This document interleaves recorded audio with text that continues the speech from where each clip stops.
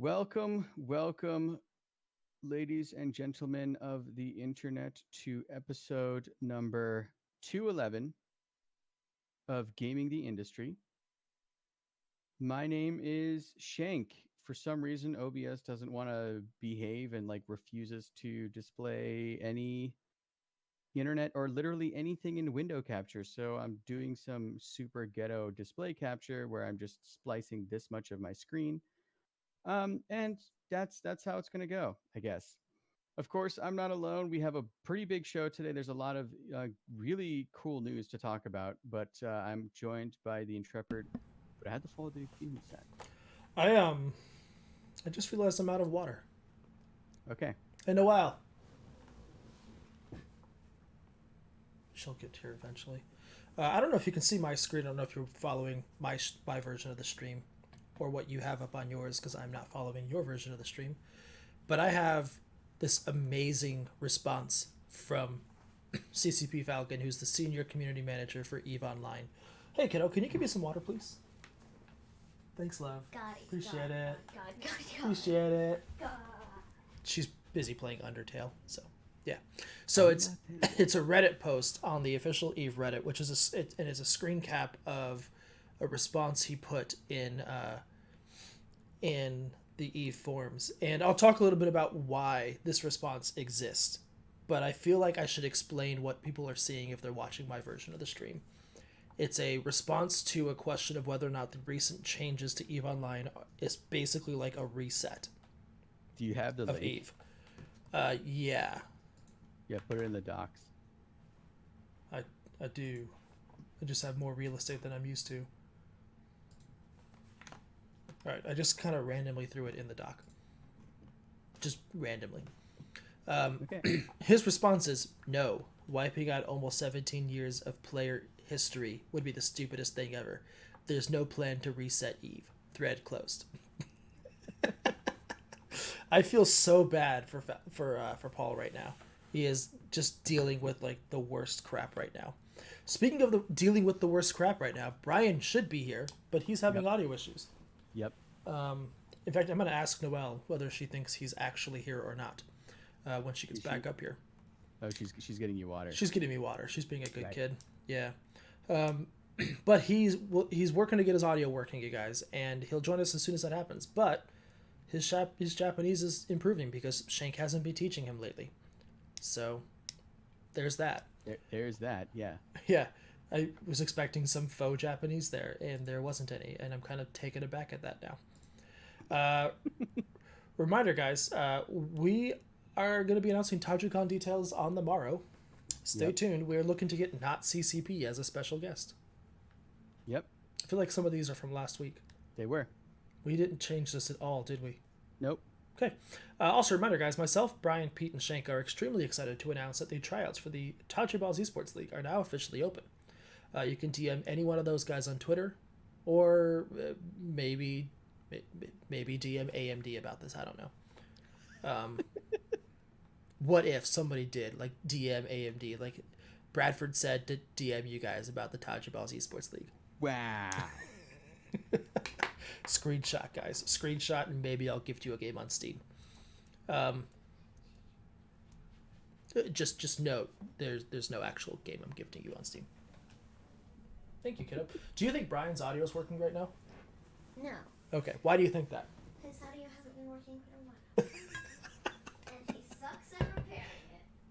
I don't know if you heard that. I did. I heard that he sucks at repairing it part. Yeah. I asked her why she didn't think the audio was working, and she basically just said his audio hasn't been working for a while, and he sucks at repairing it. You hear that, Brian? Called out by a 10-year-old. Actual reminder, guys. There is a Balls Does ESO stream again on the internet. We have graced the internet with our suckage. That is every Saturday night. Myself, Brian, Shank, and Pete have revived our stream from the dock days. That's every Saturday night, 11 p.m. Eastern, 8 p.m. Pacific. We stream it to multiple different places, which may actually change coming up. We haven't quite decided yet for sure, but expect a change to the location soon. We stream it to Shank's YouTube channel, Periscope, and Mixer. I stream it to my Facebook, YouTube, Mixer, and all that crap. And Brian just streams it to Twitch. I feel like Yep. that's all he's capable of doing because he has to make sure his audio doesn't cut out halfway through. I think sticking with Twitch is actually an intelligent decision because I think Brian might be pushing his luck if he streamed it to somewhere else. What if we got Brian a Restream account just to tempt fate? I think we should do that. I think we should. There's no agenda with this thing. There's no bullying. You're not going to see like any hardcore story-driven stuff because while I may be okay with blasting through content because I can pick up the story as I'm playing very easily, just because I've gotten used to having to do that with the MMO reviews that I've done. Not everybody on the stream enjoys that, and we want to make sure that we first and foremost are having fun because if we're not having fun, the stream's not going to be good. So I think this week we're going to try our hand at PvP, which is going to be interesting because we're all in different factions. And and that's still the one area of ESO where faction matters. I think me and Pete are on the same faction. I think you and Pete are Aldmeri. I wouldn't be surprised if Brian is also. But I'm Daggerfall. I thought he was Daggerfall. Well, then me and Brian made together. I think Leif. You may get lucky. I think Leif might be Aldmeri. No, I think Leif is. I think Leif is the other one. Ebonheart. What about Ralph? Joe. I don't even know. I don't think he knows. To be perfectly blunt. So yeah, we're gonna try our hand at PvP this week. This is a classic Elder Scrolls stream with a classic Elder Scrolls feel. Guests are welcome. If you're part of our Discord, feel free to hop in during the stream. Just kind of know ahead of time that we have literally no plan. Yep. John and we're not good. Supa in my chat is saying for the queen. You better be on that stream, man.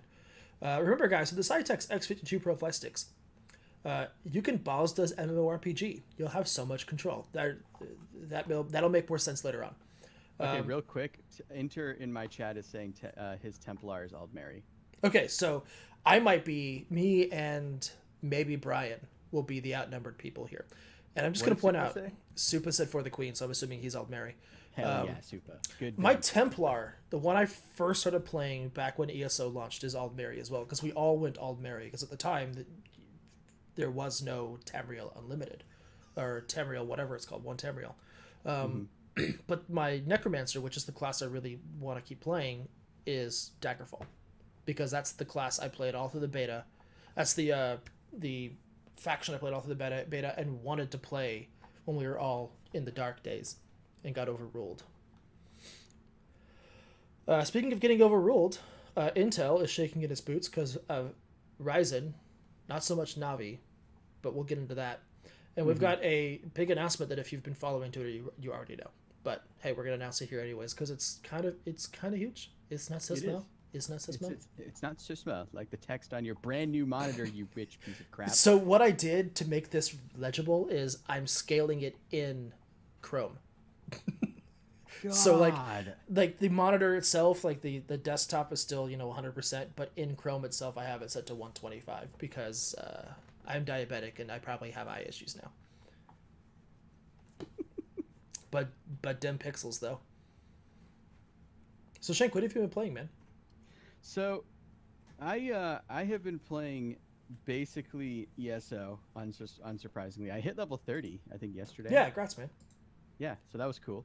It was like literally in the middle of one of like a delve for a main quest, and I hit 30, and like all of a sudden the light started shining around me, so I was a little bit confused. But it's cool. I figured out how to dye my clothes, so I'm dyeing my armor. Only took you 30 levels, but that's fine. Yep, because it was one of those things where like I was going to do, and I just got so sidetracked for 30 levels, and then I finished the quest yesterday, and you're like, no, you know what? I'm gonna go and I'm gonna figure out how to dye my clothes. So I did that. That was fun. I'm still doing the Somerset main quest. I'm really, really enjoying the story in Somerset. It's actually really cool. And along the way, I'm doing the side quests because I love the side quests. I like that not all of the side quests are like these huge epic things. Like they don't have to be. Like they can just be tiny little things. No, like the murder mystery one, and I don't know if you've done that one yet. Oh yeah, no, I did that. I think I talked about it 2 episodes ago. Yeah, it's so good, man. With Lilandril, the town of Lilandril. Yeah. That was really cool. That was like an actually fully fleshed out like extended story. But yesterday I did a much smaller one where it was literally just this. I think it was a wood elf, and she was freaking out because she lost like three of her friends due to Oh, griffin attacks. yeah. Yeah, I remember that one too. So the quest is literally just you finding her friends, and it's honestly not that long. It took me maybe 10 minutes to do the quest. But what I like about it is that like once you turn in the quest and you complete the quest and you get the XP, you still get the opportunity to talk to all the people. And to me, that feels very Witcher-esque. It's in the sense that like as soon as you're done with the quest, that's you don't just shake your hands and you're done with it. Like there's still those characters still exist, and I think it helps sell the illusion that these are kind of people with like characters basically, and that they're not there just to do a quest for. Right. So every single time I finish a quest, I always make sure to talk to everybody that I can who was involved with that quest, like in that immediate area, because they always have some color commentary. Like the Lilandril quest, the murder mystery one. After I made my decision, I went back and I got the XP, but I turned around and I started talking to the people, and they were like, "I can't believe you chose that. That was such a stupid thing." And like they give you reaction and commentary on what you just did, and I really do like that about this thing. That's kind of what makes it feel Elder Scrollsy to me. But yeah, that's going well. Thieves Guild is going well. It's just a super fun game, and we also started Baldur's Quest, Bradford. Baldur's Gate. Right, that. Can't even get the name right. Nope. I'm getting like 15 receipts all at once from Apple about crap my daughter just bought. Wow. She had a $25 gift card, so it's like I'm not worried about my money just evaporating, but it's just funny because Apple's receipts are always delayed. So we played Baldur's Gate, and I'm just gonna point out it was God, it went about as bad as you would expect. It was 100% your fault. It took us 30 minutes just to, get our equipment from the innkeep and go talk to Gorion. And then we had the issue where we couldn't travel to, God, what's the name of the city? I forgot the inn. It's the Friendly Arm Inn or whatever it's called.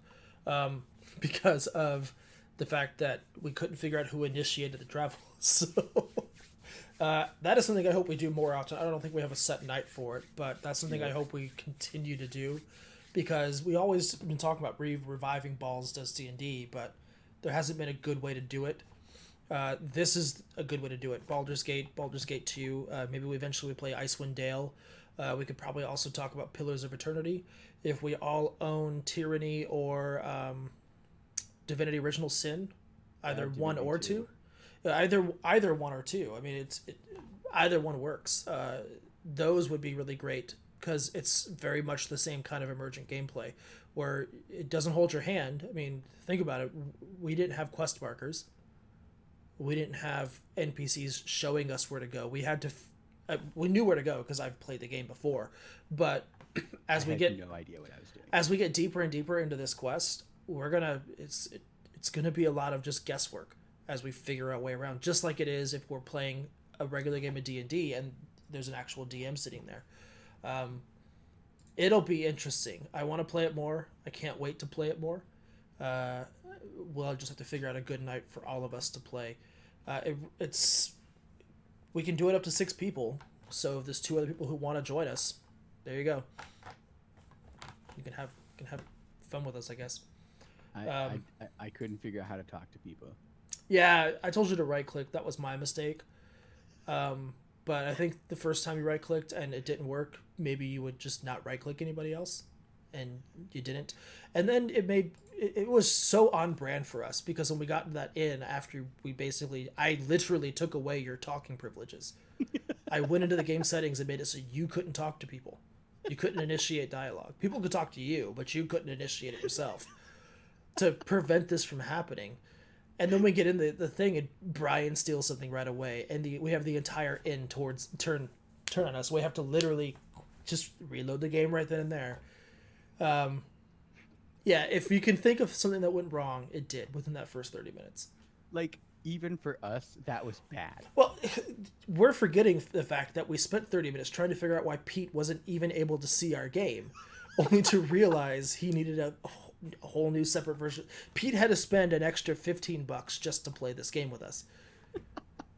So, I mean, there's that whole fiasco. It's just one giant cluster after another. But eventually, we got to the Friendly Arm Inn. We fought the dude who was trying to assassinate us. We got to the inn. We're going to meet up with Khalid and Jahira. Imoen's in our party. I like Imoen. Imoen's cool. great. She's such a great character. She reminds me so much of Navi. Yeah, definitely. And the funny thing is these characters came out at the same time. Navi was 1997. I think. Yeah, Ocarina of Time is 97. Baldur's Gate was 98 or 99. So I wouldn't be surprised if the way her voice actress, I don't know what's the PC way of saying that now. I wouldn't be surprised if that was a little bit interjected into it. So, yeah. I don't think I've played anything other than those two games, though, because when I wasn't playing Baldur's Gate with you guys, I was playing Baldur's Gate by myself. Oh, no, I was playing EVE Online the last 2 weeks. A lot. I got really into that game because of a lot of the issues that have been going around the EVE universe right now. It's one of those things when whenever I read these amazing stories about EVE Online, it gets me going about wanting to play this game. So I hopped in and started playing it again about 2 weeks ago, and since then I have kitted out a fully explore ship.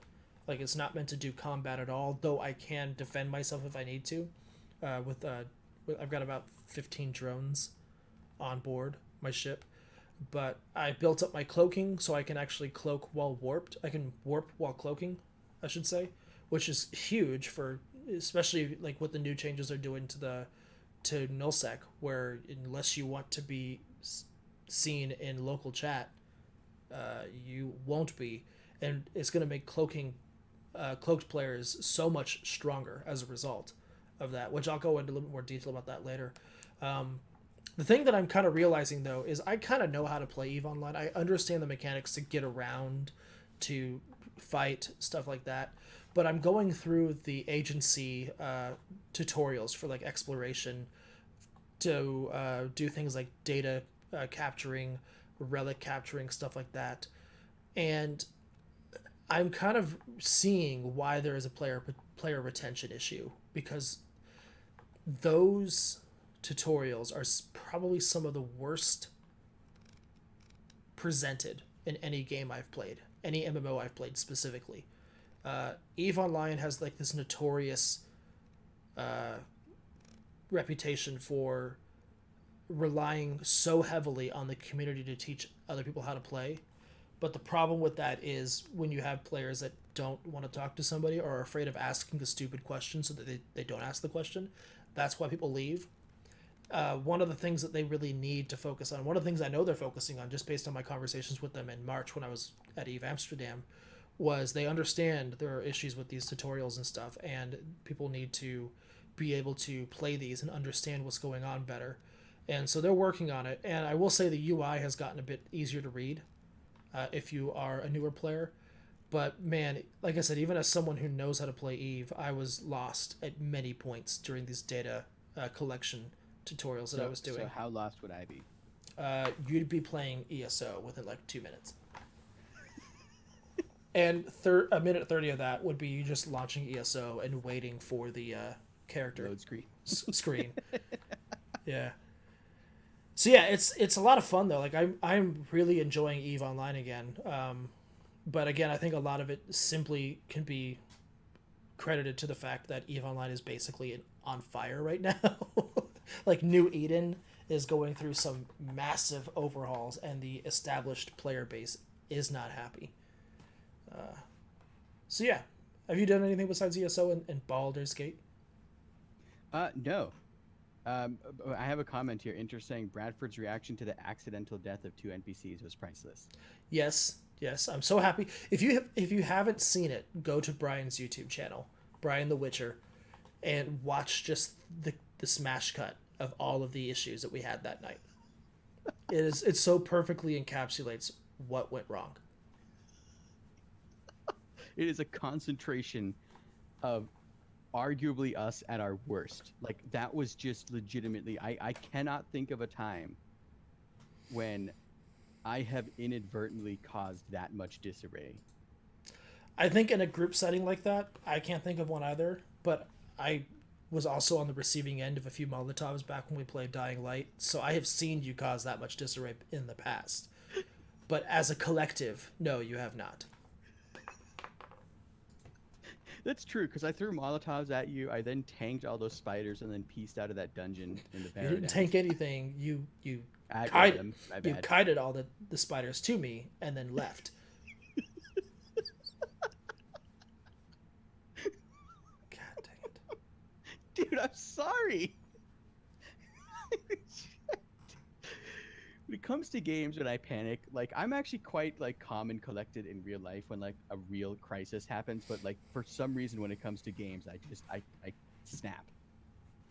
Like all modicum of reasoning and deduction goes out the window and I just panic. Yeah, I know. I've gamed with you long enough. I understand what we're getting into every single time we do it. There's a masochistic aspect to it I think we all like. Yeah. Well, all right. This is the point of the show where we generally ask Brian if Drive Club is working. Unfortunately, I think we all know the answer to that. I think he would give us the answer to that if his audio was working. I was going but, to say we can't still, can't even find out the answer to that. Nah, we could ask him, but we wouldn't actually hear the response. We do have a couple of talking points today. We have a big news item, which I'm going to tease. But before we get into that, real quick, I want to get into some tech hardware news because this is actually pretty interesting. So let's start with Navi first. So we know, I think last week we discussed the NVIDIA Super cards. The 2060 Super is $399, bumping the 20. So the regular 2060 is $350. The 2060 Super is $400, and the 2070 Super is $500. And the 2080 Super is coming out, but we don't know when yet. In response to that, because AMD was originally pitting the 5700 XT at $500, and they were pitting that at the 2070, which at the time was also $500. But because of these super cards, like I would very much argue with somebody who said that this was a tactical marketing decision. I don't think it was tactical. I think it was necessary. But they dropped the prices of their 5700 and 5700 XT. So the 5700, oh God, that was an Amber Alert. Okay. Yeah. For Dallas, Texas. Okay. But anyway, they dropped the price of the 5700 to $350. So that now competes price-wise with the 2060, the original 2060, which still exists. And they dropped the price of the 5700 XT from $500 to $400. So this now competes with the 2060 Super. Now, if we look at just the metrics, okay, just the metrics, the 5700 XT, which originally meant to compete with the 2070, now competes with the 2060 Super. Generally, in all of the benchmarks and testing that I have seen, I don't know, you probably have seen similar numbers, but in all of the numbers that I have seen, the 5700 XT generally outperforms the 2060 Super. And the 5700 generally outperforms the 2060 by a little bit. Now, keep in mind here that the 5700 XT is effectively originally 2070 target performance, but now it's $400. It's $100 less than it originally was. Now, if you look at it strictly on paper, that's a good value. I don't think any reasonable human being can argue with that. Yeah, and I don't think any reviewer also has said that it isn't. No, it's a good value. Like I think, like I said earlier, I think it's a good value, but I think it was a requirement. They had to drop the price out of necessity, just because of what the super cards did. Now, we spoke last week how we both kind of thought that NVIDIA created the super cards not necessarily out of any fear from AMD, but just because they could. And I feel like that just put serious pressure on AMD, and they had to drop the prices out of necessity to stay competitive and relevant from a purely pricing standpoint. And if you look at it purely from the pricing standpoint, $400 for the performance you're getting with the 5700 XT is really good, because at $400, those specs are actually quite good. The performance is quite good. And if you want the next jump from that and you want to stick with AMD, you need to pay $300 more to get the Radeon 7. Now, Which I'm just going to throw out there real quick. As someone who has a Radeon 7 and is purposefully not using it right now, just buy a 2080. yeah, and that's the crazy thing, right? Is because AMD now has a serious price gap on their hands. They have the 5700 and the 5700 XT. Those two cards now are only $50 apart. And I think once you start to go below $400, I think that's when people start to become a more price conscious. I think there's a window between $350 and $500 where people will pay a little more for better performance. But I think below a certain price like that, the actual price becomes much more of a factor than price to performance. So I think those two prices now, if you look at them, the 5700 and the 5700 XT, they're only $50 apart. So that space in the market for them is very constricted. It's very constricted. And because they constricted that end of the market, it widened the gap between the 5700 XT and the Radeon 7 from a purely price perspective. Now there's now a $300 price difference. $300 price difference between the 5700 XT and the Radeon 7. Now, when you consider the fact that the 2070 Super goes toe-to-toe with the Radeon 7, the 2070 Super is $100 more than the 5700 XT, sure, but it's still $200 cheaper than the Radeon 7.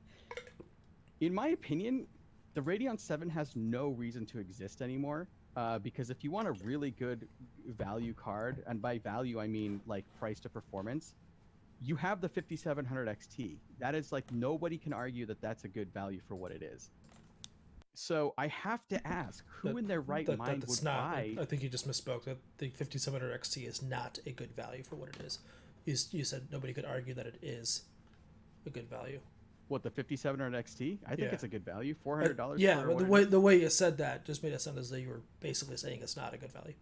Oh, no. I think the 5700 XT is a good value.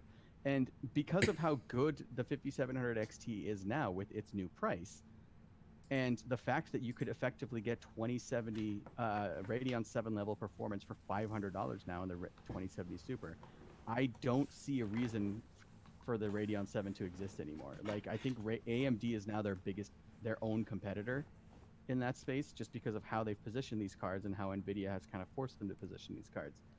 If you want Radeon 7 level performance, I'm still going to say buy the 2070 Super, because you're saving $200 and you're getting objective value add with features such as the mesh shading, the variable rate shading, obviously the ray tracing, and the machine learning. Those are four things that the AMD cards just do not have.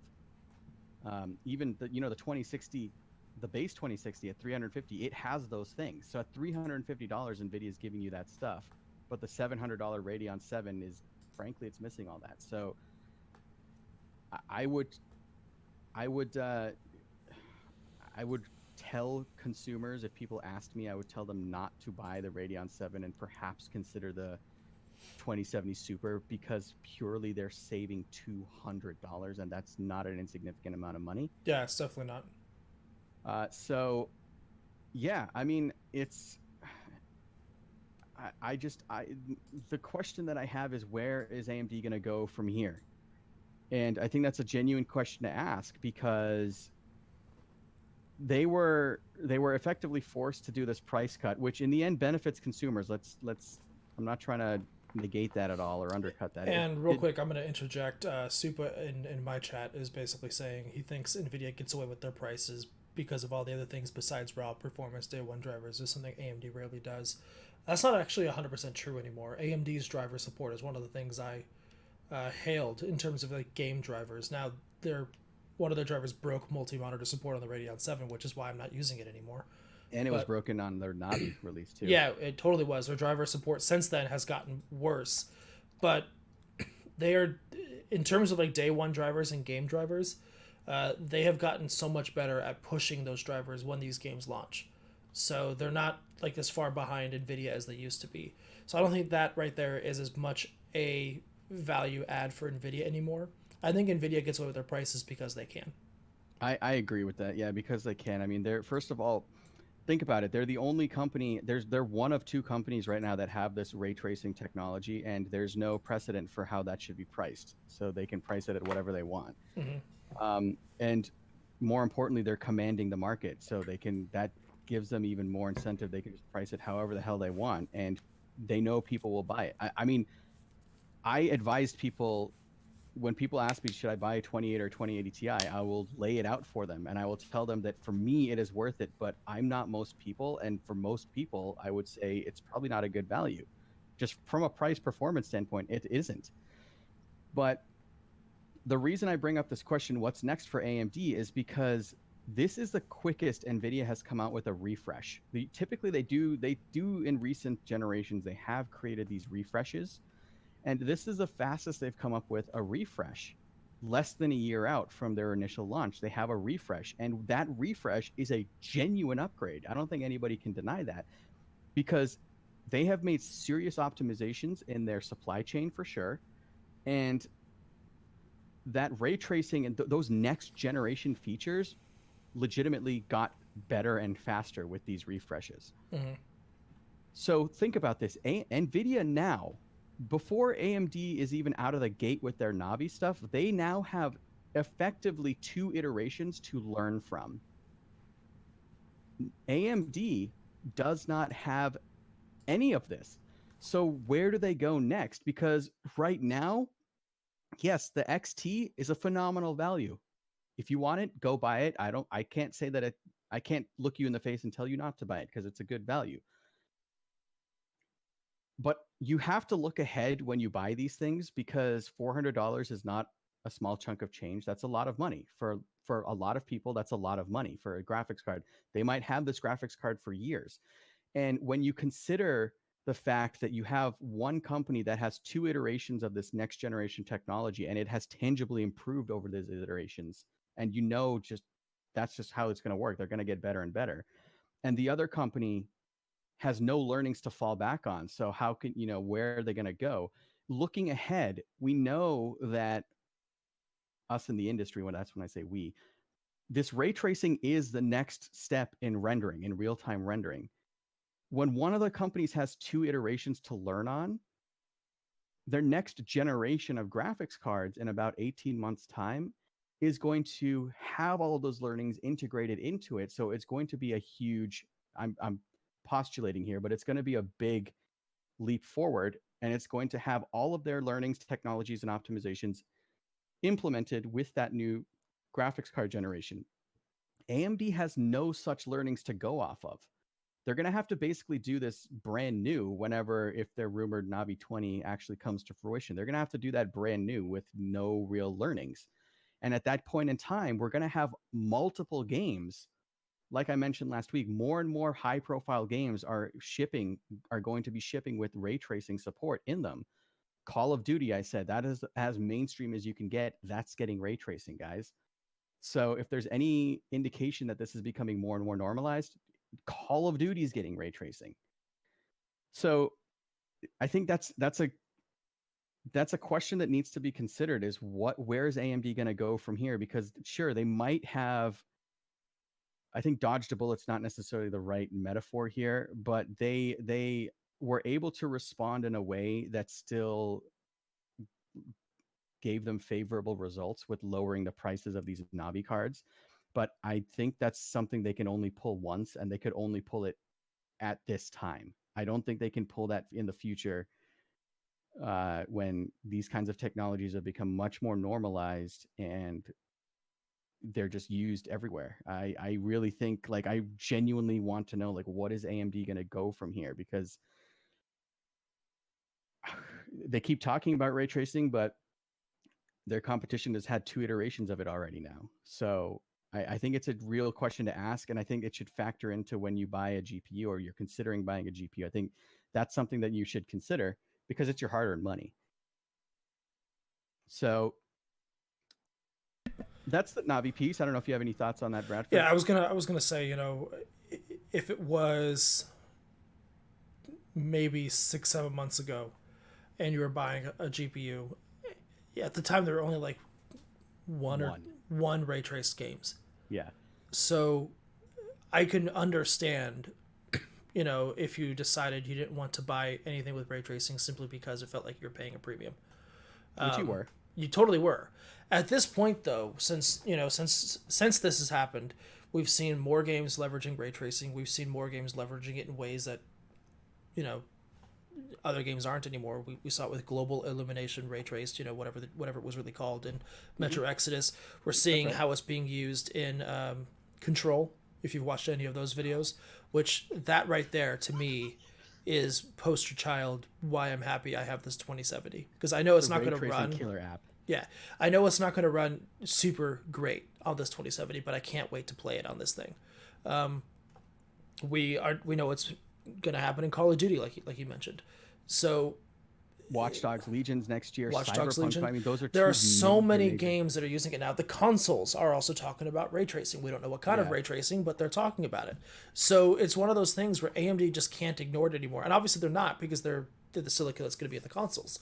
Mm-hmm. But when you are buying a graphics card for the amount of money these things cost now, you know, especially if you want to get a decent one, while the 5700 XT and the 5700 are good values for what they are, you know, they're great performing cards at 1440p, which, to be frank, not everyone's running a 4K card or a 4K display yet. Nope. So a 1440p display is perfectly fine, you know, for most people. Those are great value for what they have. The problem is in that same class of card, you have another card that performs just as well, if not better in some instances. And now it's not so much a premium, it's a value add option at this point. It's literally just part of the feature suite. I remember when I went from my 20s, you know, whatever it was, the 7950 to my 970, at the time, the reason why I went to NVIDIA as opposed to sticking with an AMD card was because I wanted the features that came with the NVIDIA card. And at the time, the features were Shadow Play. It was GeForce Experience, because AMD was still latching on to Raptor back then as their, you know, built-in software, and it was garbage. It was complete garbage. Now, the Adrenalin software, I think, is much better than GeForce Experience now. I think AMD has an edge in software now. Though, yeah, they also have Wattman, don't they? Yeah, they have Wattman built in to their software.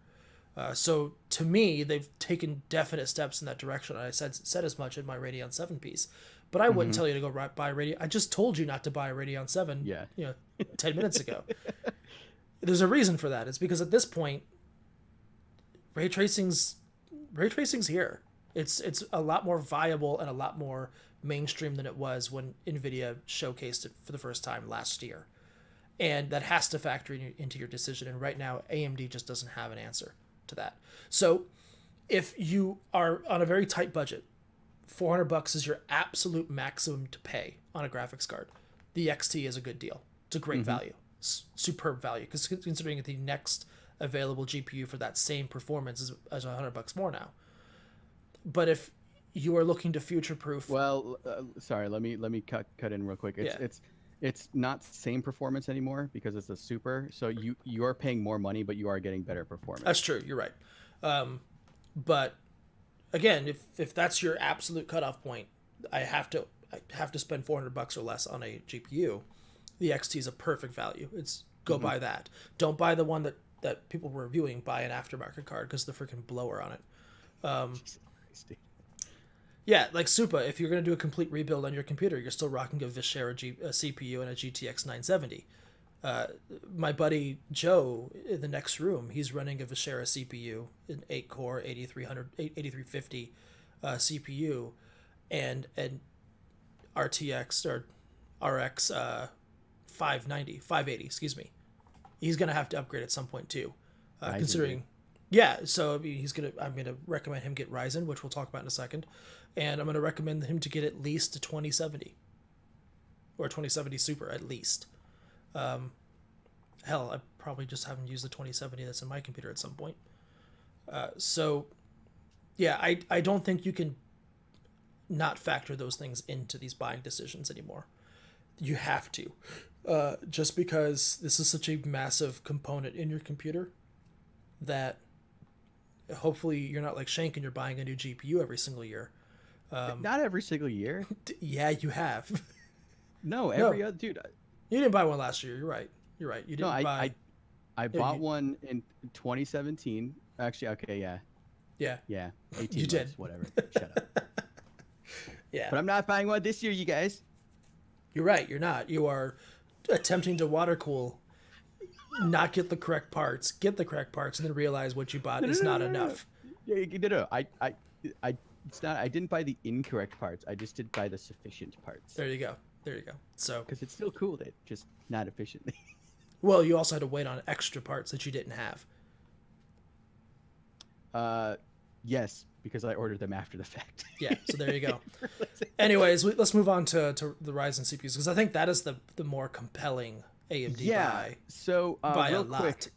Yeah. So I am going to vamp for a second while I get this other. Okay. So I love the there's a fact that our Maple Story ad on MMORPG is being covered up just enough by our logo, and the logo isn't transparent, so it literally says MMORPG ass. ass. Yeah, I Yeah. love that. I noticed that too, and I thought it was because of the aspect ratio of my monitor, but I was like, nope, that's actually That's just the way iframe. the wrap is working.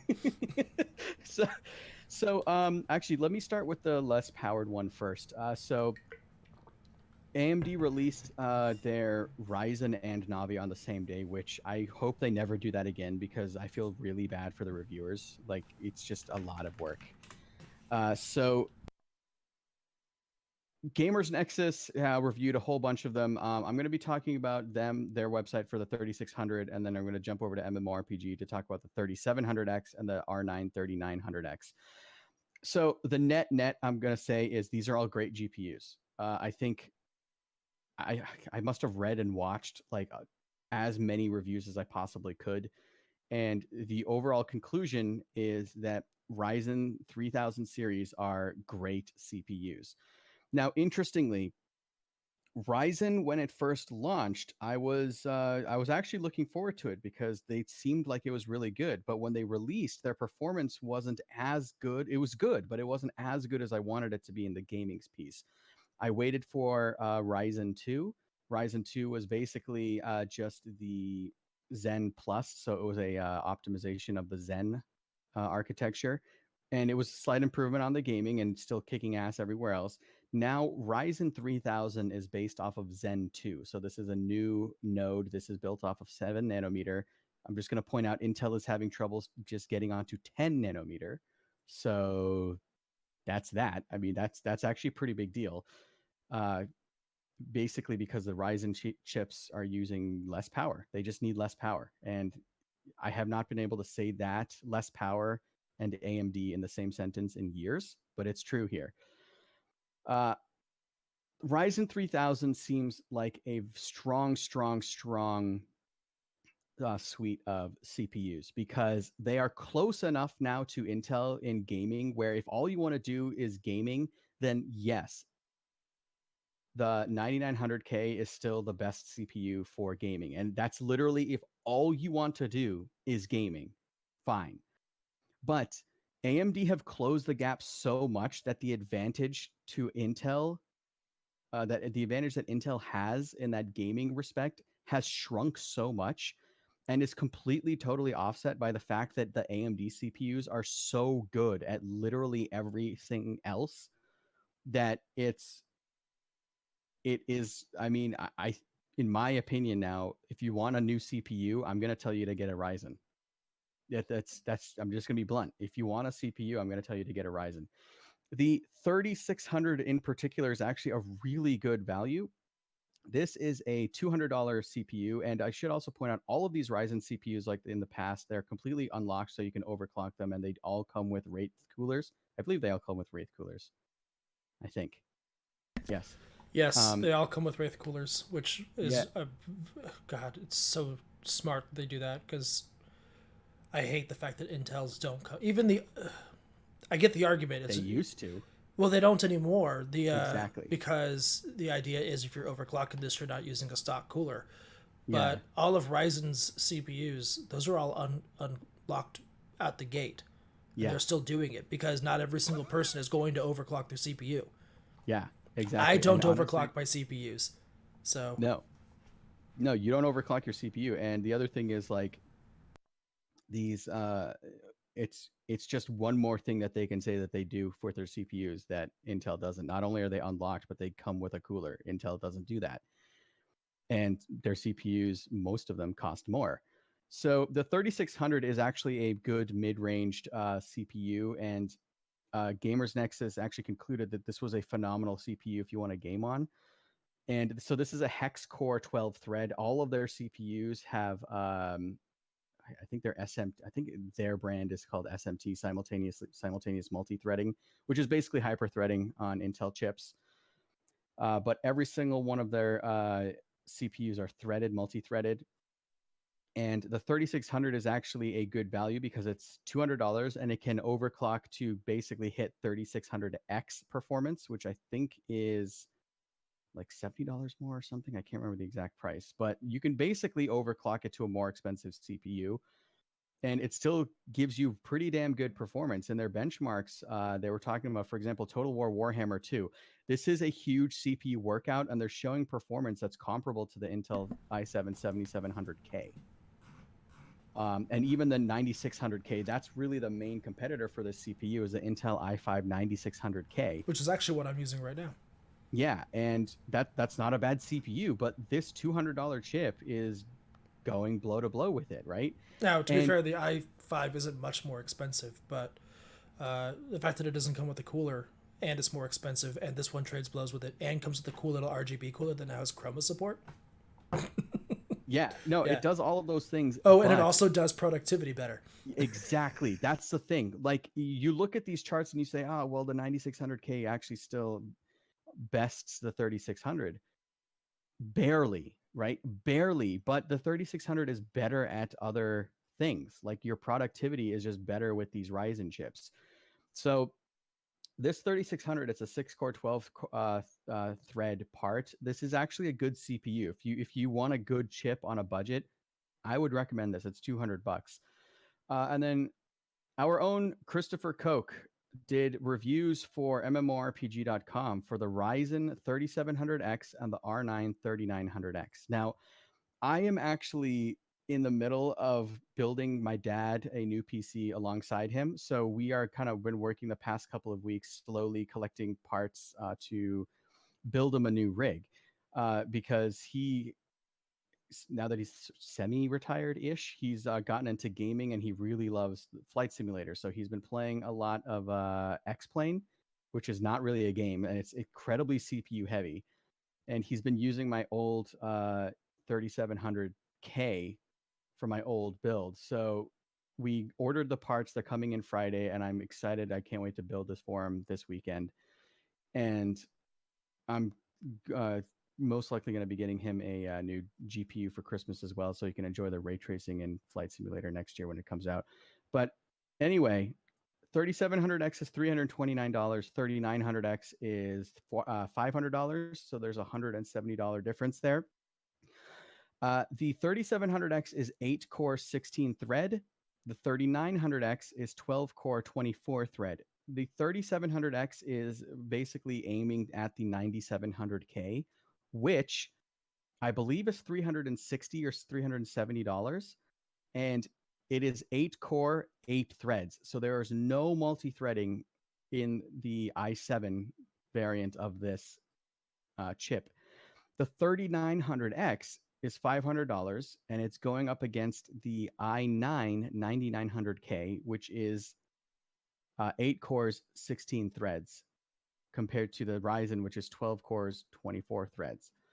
Now, again, these are both really good GPUs, or CPUs rather. The 3900X is the more expensive one. The one that I got my dad that we're building a PC is the 3700X. Really because I think 8 cores with the new consoles, that is going to basically be the standard. So having at least 8 cores is a huge, huge plus, Hmm. especially because we know for a fact that Zen 2 is going to be the CPU in these consoles.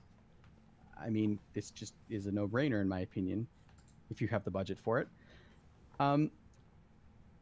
But if we look at these benchmark results, right, like they're actually really, really interesting because, for example, IDA 64, the 8700K, my CPU, the 8700K is completely outdone by the AMD R5 2600X. So that is last year's CPU. The 9900K, this is the one that is meant to, or the 3900X is meant to compete with this. And in IDA 64, the 3900X crushes, just absolutely crushes the Intel chip. It's just, I mean, there's no contest here, right? And actually, the 3700X, the $329 CPU, comes mighty close to the 9900K, a $500 CPU. Hmm. That's saying something. This is why I'm telling people, yes, Ryzen right now still might be just lacking behind Intel in gaming, but it's only just, and they're so much stronger in everything else that you have to consider a Ryzen at this point. Some more benchmarks here. For example, we're looking at Cinebench here. So the Cinebench benchmark, the 3900X just absolutely crushes the 9900K. Crushes And everything. it crushes everything. The 3700X once again beats out the 9900K. That's that's multi-threaded performance. Yes. The 9900K still beats it in single thread, which is expected. Mm-hmm. That's kind of the way it's always been.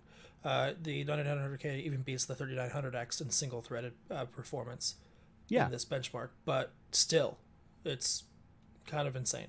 Yeah, and the reason it beats it is really because Intel still has single core performance dominance, but that's like literally one of the only bragging chips that they can still have, and that is eroding. Hmm. We're seeing each successive Ryzen CPU generation just becoming faster and faster and faster.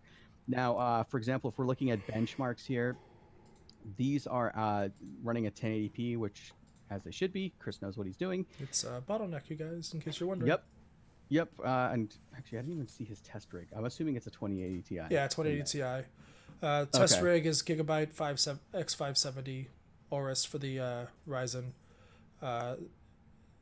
It's 3600 megahertz RAM, Gigabyte Aorus SSD, Nice. the Gen 4 SSD, and a 2080 Ti. Excellent. So if we're looking at these benchmarks, for example, I'm just going to look at GTA 5. GTA 5 is pretty heavy on CPU simulation.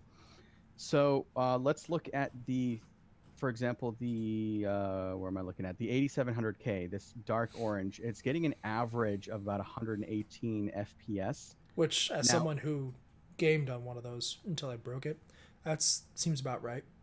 Yeah, yeah. And this is the exact CPU I have too, so I can attest to that at this resolution.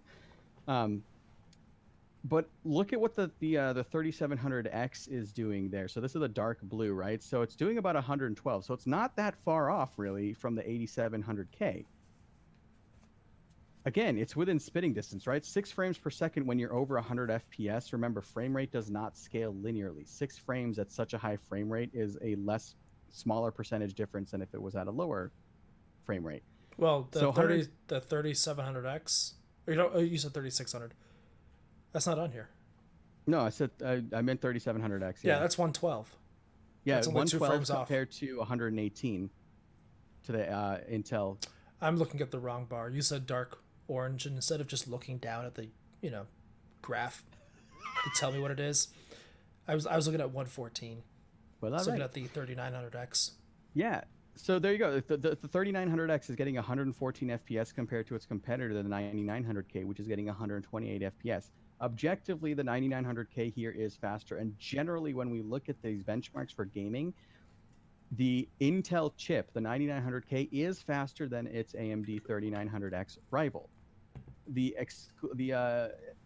exclusion basically being Rise of the Tomb Raider, where again this isn't Shadow of the Tomb Raider. This is a slightly older version, I think 2015. Mm-hmm. But the No, Rise of the Tomb Raider was 2016.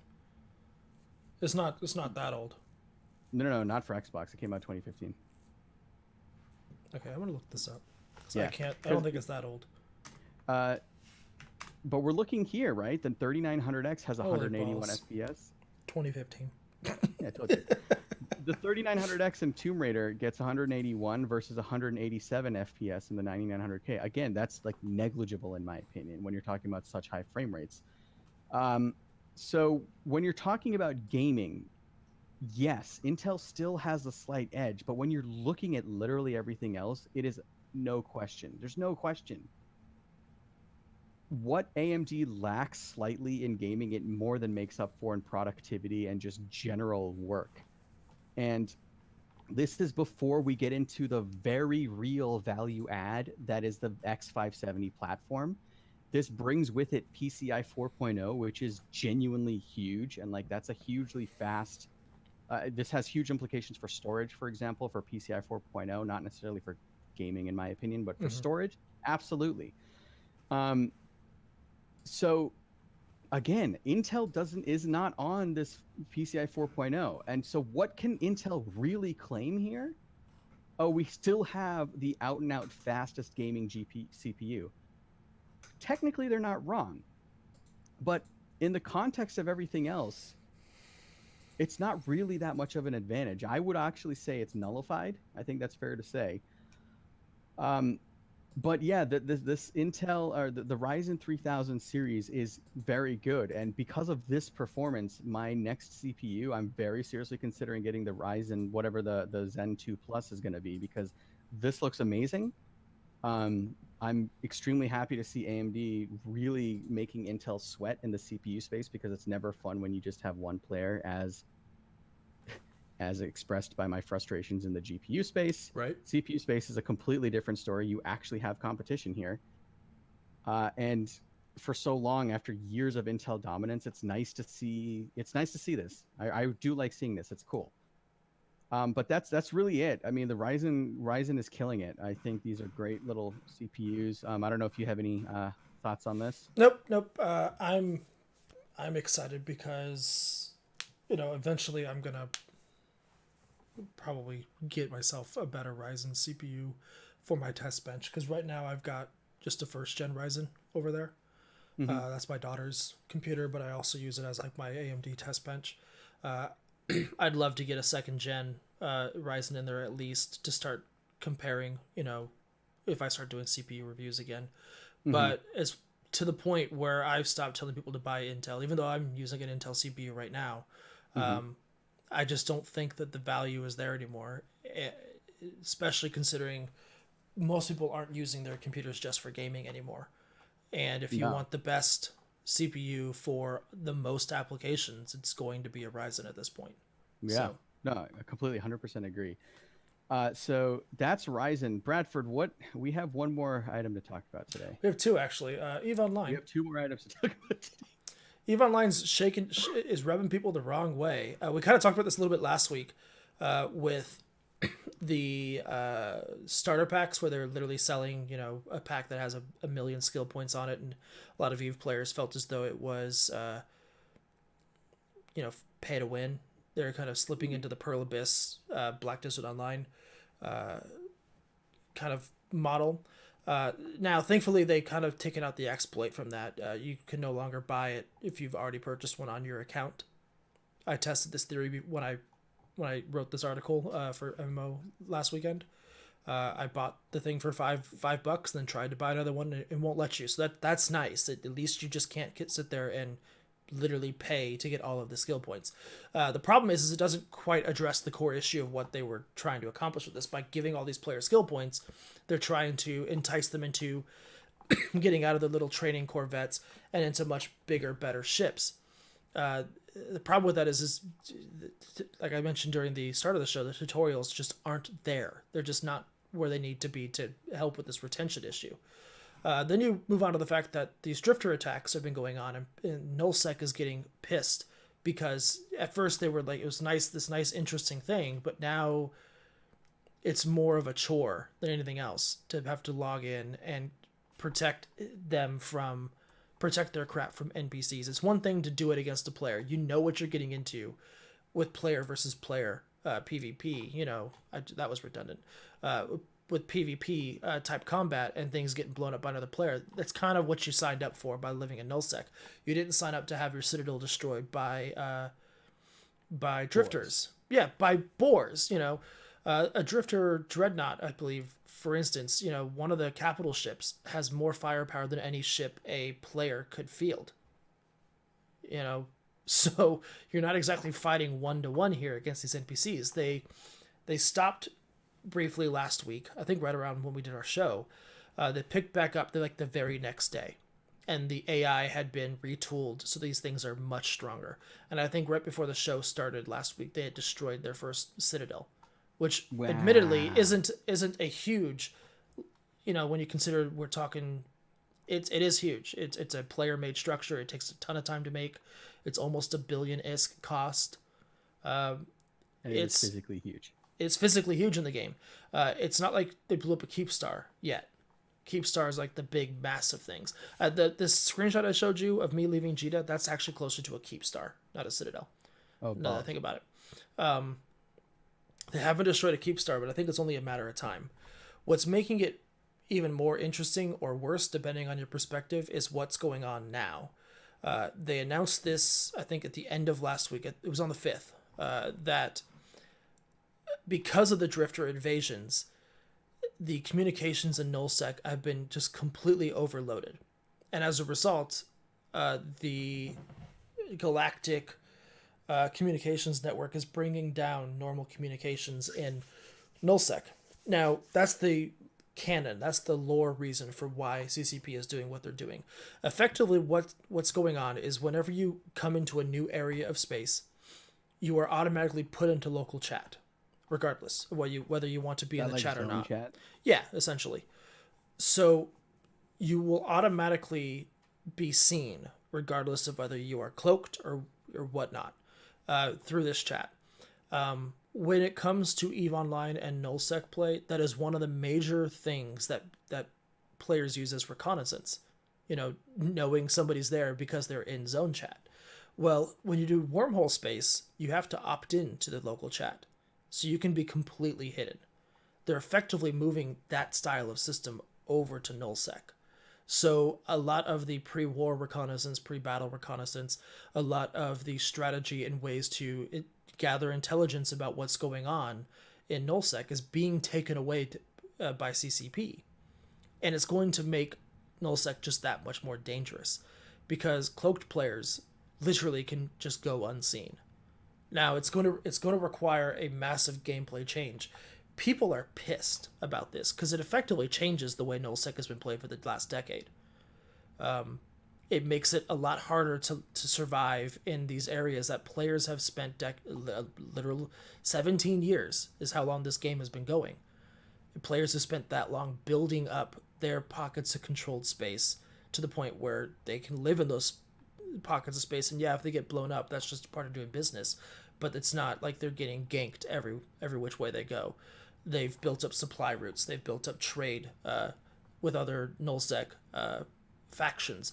They have supply trains that go from nullsec to the high sec places like Jita to support the total EVE economy. Now you have an aspect of nullsec play where you're going to have a lot more people getting ganked, a lot more people being snuck up on. It's changing the entire dynamic, and people are literally quitting over this. Like there are people, like high profile people. Yeah, like high profile people have like Yintan. Like you? I'm not a high profile EVE player. The interesting thing is it was just announced last week. It wasn't even live until today. CCP gave nullsec players 48 hours to figure out how they're going to tackle this challenge. And on Saturday starts the blackout. And there's no clue how long it's going to last. We don't know if it's going to be a permanent thing, or if it's just while these drifter attacks go on, or if it's just a couple days. I think it's one of those things where CCP is just kind of wait and see, or maybe it's just part of the story and it'll stop when the drifter attacks stop. Mm-hmm. But it's going to be very interesting how EVE Online progresses this next week, especially with the fact that when you think about all the great EVE stories, they're the players who are going to be most affected by this change. So I'm really interested to hear what stories come about simply because of this massive change to how nullsec is played. So there's my EVE. This is my EVE rant for the So like the show. so I guess it's gonna be like another like. So when is this happening? Starts on Saturday. The 48-hour notice was given today. Dude, so okay, man, this like next week is just gonna be balls. Yeah, at least they're waiting till the weekend to do this. They're not starting it on like a Wednesday. So they're doing it on a weekend where like everyone's gonna be playing. Basically, yeah. Wow. Okay. Other news. You guys may or may not have been following the Twitters today. But massive changes are coming to MMORPG. And by that, I mean Shank and I are now going to be running it. We're not trolling. No, this is 100% not a troll. There's a post about this and everything. So As if that legitimizes. that's true. Now that I think about that, as those words escaped my mouth and I couldn't take them back, I remember all the troll posts that we've put up. Yeah, so Bill Murphy, who has been the managing editor for MMORPG since 2009, and Susie Ford, who has been his associate editor and news person, they're leaving MMORPG. Bill has been running a business on the side where he does AAA game consultations and stuff like that, PR for them. And obviously there's a big ethical question about, the editor of a major gaming website also doing games PR. So he's stepping down for that fact, and plus it just takes more time to run an actual business versus running a website. Susie's going with him simply because they've been working together for years, and it just makes sense. As a result, I have. Why are you listening to the podcast while I'm sitting in here doing the podcast? My daughter is watching our podcast and listening to it. Honestly, with that tone, I honestly thought you were talking to Ralph. It isn't actually live. No, it's like a few seconds behind, but it's going to cause like an echoing effect on the show. I can't hear anything. Yeah, I can. Okay, see? Turn it off. So yeah, Bill stepped down, and I was offered the managing editor position. So effective August 1st, I will be the new managing editor for MMORPG, and I've asked Shank to come on board as my associate editor, which he has graciously accepted as well. If you don't know about our history, Shank and I have worked together for what? I would say going on At least 7 like years. A week. Yeah, at least a week. Oh, yeah. At least 7 years when you count. We started with the Dark Days back in 2012. And it's now 2019. All it took was my angry email. Yeah, 100%. But I feel like we are close enough workplace proximity associates that, and if you haven't watched Parks and Recreation, please, for the love of balls, go watch Parks and Recreation. I have not. I've been told it's not as funny as The Office. I honestly think it's better than The Office, but that's just because it's not as cringy as The Office, in my opinion. It's going to be an interesting transition because you and I have a very different... Stop sitting on the dog. Jeez, I can't even get through this. Push him off that chair. Well, he doesn't want to move. My kid is going to get bit by my dog while this is all going on. This is kind of... behind the scenes, this has kind of been the day. So yeah, it's only natural this is happening as I'm explaining what's going on. We have a very different idea in terms of how a site should be not so much run, but what we think our role as journalists are compared to a lot of the mainstream outlets out there. And I don't want to say that wholesale, because I know at the end of the day, a lot of mainstream outlets feel as though that they are tackling the same issues that we're trying to tackle, but they're doing it from a much different perspective that maybe we don't agree with. our job as journalists is to inform and educate our readers on not just the topics that they're interested in, and the coverage on MMORPG is not going to change. We're not going to stop covering MMOs, but you're going to see a lot more fact-based articles, data-driven articles. You're going to see more industry articles as well. Chris, thankfully, is staying on as the hardware's editor for MMORPG as well, so you're going to see a lot more hardware coming from that. I don't know. We have a lot of ideas, and I can't wait to get started. And I don't know if you want to chime in or not about what you are hoping through this, but it's definitely an interesting time for the two of us. Yeah, no, it's I'm actually pretty excited because this sounds like a great opportunity, and I was like, you know what, if I can help out, that's cool. And this it's not that often where something comes along when you're, and this is going to sound super cliche, but it's completely true. Like, it's not something where something comes along and you're like, you know what, like I can actually have a hand in shaping this and changing it. And this is one of those opportunities. Like Bradford said, like what's going to change immediately? Nothing, right? Like nothing. We don't want to. We absolutely don't want to shake up what the strengths of the site are. That's just not intelligent decision making. But we do have ideas for how we want to be more interactive with the audience in ways that probably haven't been the case before. But I think this is a great opportunity for us to explore those other avenues while still maintaining the content that MMORPG is known for. Yeah, and Again, go ahead. yeah, I was going to say again, like it's not so much replacing outright with something new. No, it's not that. It's continuing our strengths while building on that and doing new and interesting things, which, in my opinion, like you've heard me say on this show countless times, but I fundamentally believe as a journalist, we are there to serve you, the consumer. We're not there to serve the developers nor the publishers, none of that, right? We're here to serve you because you're the ones that are spending your hard-earned money. And we need to give you the tools and information necessary so that you make the most informed purchasing decision that you can for you. So that's the mindset that we want to approach this whole thing with. It's not going to be sudden.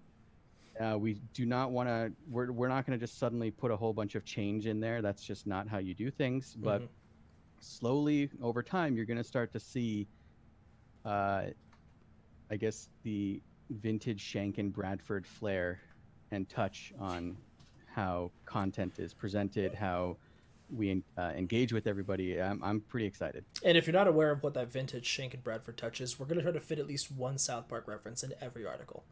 Yes. That's a lie, but that would be amazing, wouldn't it? This article has 2 of them. This article has 3 of them. 3 of them, sorry. Yes. We have the picture, one reference. We have killing boars, and then we have the mightiest dwarf in all of Azeroth. So yeah, it'll be interesting. You know, we don't want to destroy what Bill and Susie have built over the last 10 years. Bill and Susie have been incredible editors for the site and have built it into, you know, it's the number 1 MMO site on the internet for a reason. Yeah. That comes with a lot of responsibility on mine and Shank's part to continue that legacy, you know, but the idea of what an MMO is shifted so much in the last 10 years. Even the last 5, honestly. Yeah, and that presents us with so many more opportunities to explore, you know, in terms of what kind of games we want to include as part of our coverage, what kind of articles we want to start writing.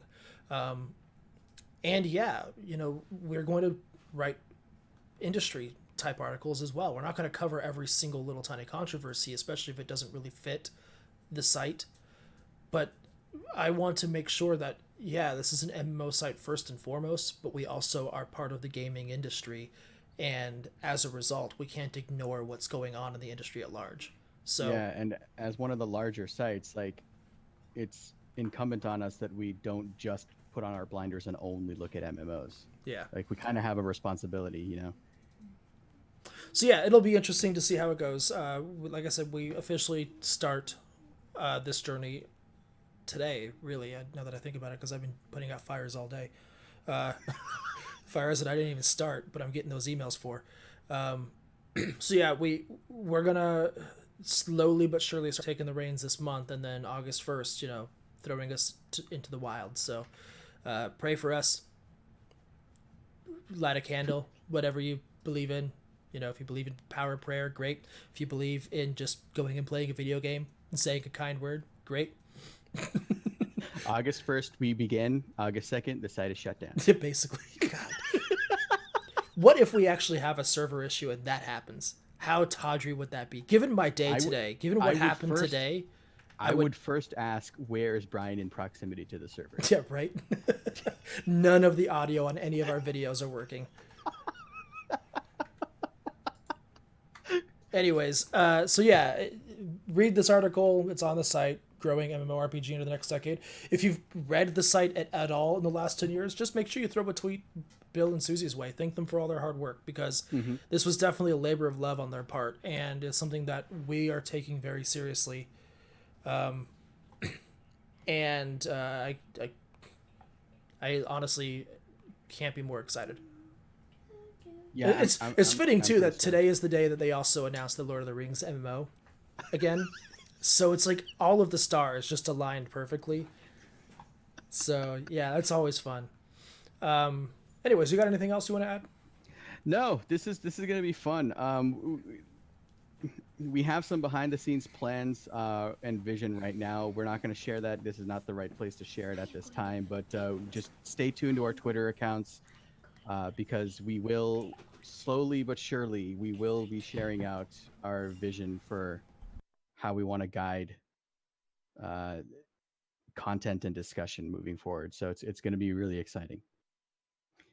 Last thing I want to say is, before we close out, just a reminder, we do have that stream Saturday night where we're going to be PvPing in Cyrodiil. That's going to be absolutely chaos. Like, I'm most likely going to be panicking quite a lot because I just don't know what I'm doing in PvP. I've never done PvP in this game, I'm pretty sure. So yeah. And Supa said that he's Aldmeri, and so yeah, fellow Bostonians, we will unite. Yeah, you guys have fun with that. I'll be the guy on the other side killing you. We will be dropping our R's and yelling at you. Yeah. So how they can reach us and what we're working. God dang it, I can't even read right now. What we're working on and how to reach these keys. What am I working on? I'm working on learning how to run a website. Yep. So that's basically it. You can follow us on Twitter at GTI Podcast. You can follow Brian at SilentFairy007. You can follow myself at LOTR Lore. You can follow Shank at Shank the Tank. Yes, you can visit our website at gamingtheindustry.com for an RSS feed of the show. And we're on iTunes, Stitcher Radio, Zune, whatever else, every Wednesday night at 10 p.m. Eastern.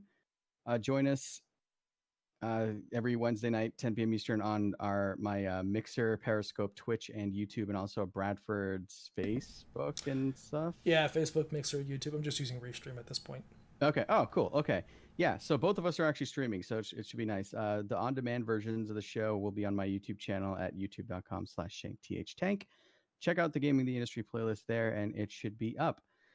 That's about it, guys. Remember, Balls does ESO live stream Saturday night at 11 p.m. Eastern. Watch our feeds, our Twitters for tweets and links on how to watch, and it should be fun.